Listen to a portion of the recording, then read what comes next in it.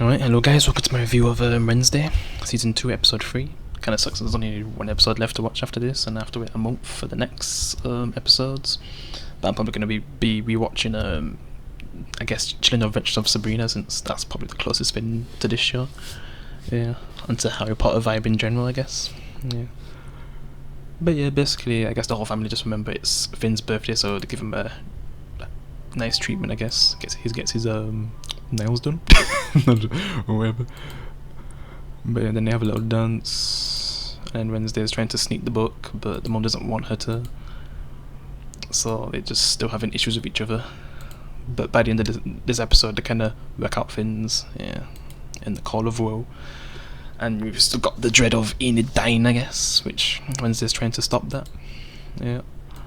And you got this annoying character trying to be such a helper to Wednesday, even though Wednesday wants nothing to do with her. And then Enid, literally. Because Enid's someone who doesn't really hate anyone, but this is one character where she just despises, you know. And you got flipping Pugsley still doing shit with the zombie, which it just goes into chaos in this episode. And like I said, like Pugsley, man, he's like the secret villain of this flipping season. He's basically made a villain, yeah. Because that thing ends up going crazy. And then they go to Gavin's funeral. You get to see that person from the asylum there. And I accidentally, like at first when I first saw her, I thought she was like a patient there, but she's actually, you know, just a doctor there.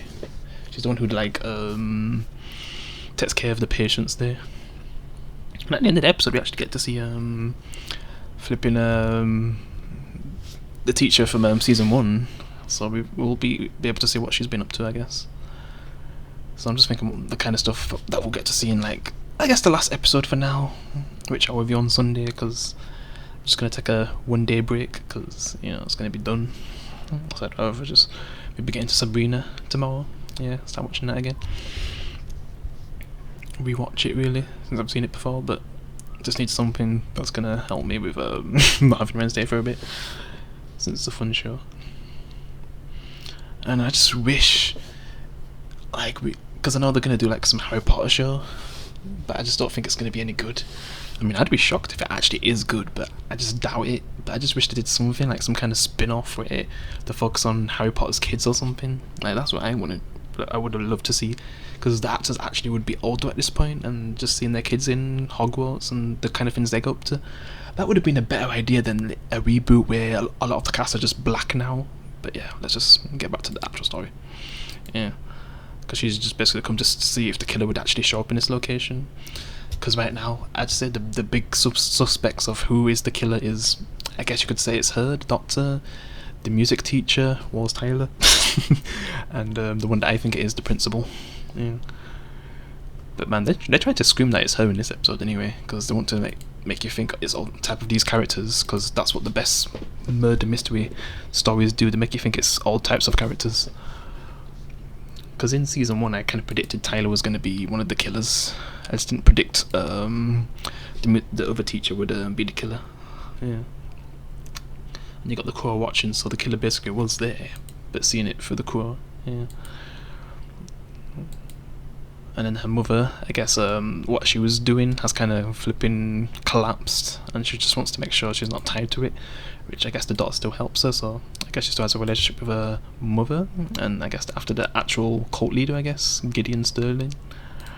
Yeah.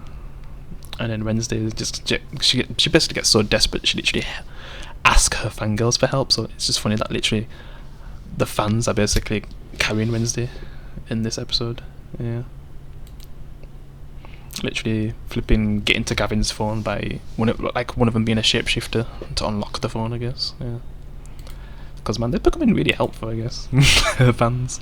I just thought it'd just be like some annoying thing, but that actually helpful. But still, if I was seeing it, I want nothing to do with them. And then you got to see them have a little scene together, which is a bit awkward because it's hard to know if they're still going to be friends. I mean, you know, they're not going to be boyfriend and girlfriend because she's in love with that wolf person right now, but yeah. And then I guess she just moves her away because she sees how awkward it is. And then Enid's not really happy that she's around. and that Wednesday brought her along. Yeah, they're basically going on a camping trip, which Wednesday obviously wouldn't want to go, but she just knows there's going to be a murder there. But the murder basically ends up happening from something else, which, if you can see the coffin, you kind of can tell, yeah. And then the parents, of course, end up coming, which, at least we're getting a lot of the parents in this season, which is nice. Because I was like, man, I'd love to see more of the parents in Wednesday, and we actually definitely get that. We get the whole family, really. And Pugsley's storyline, with him basically being, to me, like a villain. He basically creates that zombie, and just, it causes chaos, yeah. Because you got this core person making murders, and then you got Pugsley with his zombie, and then you flipping have these this sergeant guy and his bunch of marines coming in. His kid soldiers. They basically want to fight for who has the territory, so they basically do some competition. Well, kind of Wednesday kind of brings up anyway. So they end up having to, I guess, get one of the eggs and then place it on top of the tower, and whoever gets there first basically wins. Yeah, that's kind of how they explain the game. And they're just like, "Sir, yes, sir." And they kind of know how their abilities work, so they try to like basically counter them. Yeah, and they're able to get the egg first. And she can't really use her siren powers because they have like certain masks that protect them. So really, like, being a siren in this universe kind of sucks, because unless you're persuading someone to do something, but if they're aware that you can have that ability, they literally can just get the thing they know that can stop you from persuading. So really, out of the Nevermore kind of people who have special abilities, I'd say a siren's probably like the most useless, because at least Wednesday she can basically predict the future, so she can avoid things. And Wednesday she's basically immune to this gas. she barely ever cries, and it seems like he's basically won. But then Wednesday, she literally slides down and just kicks him, and then the egg falls, and then she's able to place the egg and they win. Yeah. And I guess the principal keeps praising her, but she doesn't really give a shit. She's not about praise. And then she finds, like, I guess this cabin. You just seen Enid and her friend just having like drama together. It's just a love triangle. Because back in season 1 we had Wednesday with her love triangle, even though she didn't really show feelings to one of them until near the end, and then he ended up being the killer, Tyler. Because Xavier, like, he was actually flipping the victim the whole time, getting blamed for being the killer, and it kind of sucks. I didn't really do anything with Xavier. Kind of like Gavin. To me, those, like, Gavin and Xavier are like wasted characters. They could have literally had some great development with those characters in season 2. Like Gavin actually liking Wednesday and actually helping her with this investigation would have been cool. And Xavier being more part of the gang instead of, like, you know, treated like he's a murderer, and just seeing him use his powers in cool ways. Like, I would have loved to seen that, but you know, both of them are gone at this point, so yeah. And I guess they end up finding evidence in Gavin's place, some person called Lois, which might be tied to this. Imagine if they do something where maybe Lois is actually Gavin's wife, because I don't really remember if they literally said like Gavin's wife's name. I really don't think they said it, so who knows. Like, who knows if this is Lois or was Tyler. I just call her Lois Tyler because that's what I know her from Doctor Who, so yeah. But who knows, it could be her. But I still think it's the principal anyway. And they could do the 2 killer thing again, but yeah, I don't know. We'll see. And then basically, you know, they're just having some more drama with each other, saying that she basically moved on, and it's just been so awkward, and trying to work it out. And then you literally see some of the flipping sergeant's kids being there, watching them, but they kind of go after him, I guess.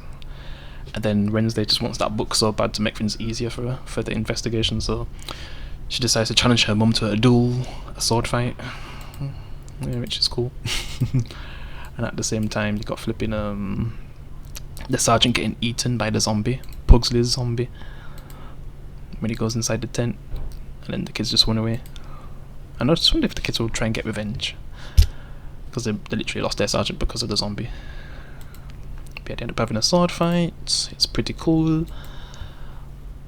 Pugsley disappears again. I mean, Pugsley's zombie disappears again, and then she shows up and actually realizes what's going on with flipping Pugsley. because she's just basically trying to do whatever she can to impress Wednesday, and now she wants to protect Pugsley and stuff. So that she's just trying so hard to be friends with her. And every time I see her face, I'm just like, bruh. But yeah, at least she's aware of what's going on with that zombie. But when I guess Wednesday loses and gets defeated by her mum, the zombie kind of shows up, and man, he ends up flipping holding an axe and then killing flipping the dad. And I was like, I mean, they can't really kill the dad, but then Pugsley kind of fends the zombie and uses lightning to stop it because, yeah. And then it starts scaring everyone else. And then Wednesday kind of hits it in the head with her sword. And this is after she loses, I guess. So really, both Wednesday and Pugsley kind of saved their parents in this scene, even though Pugsley's the one who basically created this threat. And then he ends up getting taken away to that asylum place where Tyler is. And we kind of see that teacher as well. So to me, that place is basically like equivalent to like Arkham Asylum with all the flipping things they have in there. And imagine if they have like a cool episode where they all break out together. I'd love to see that.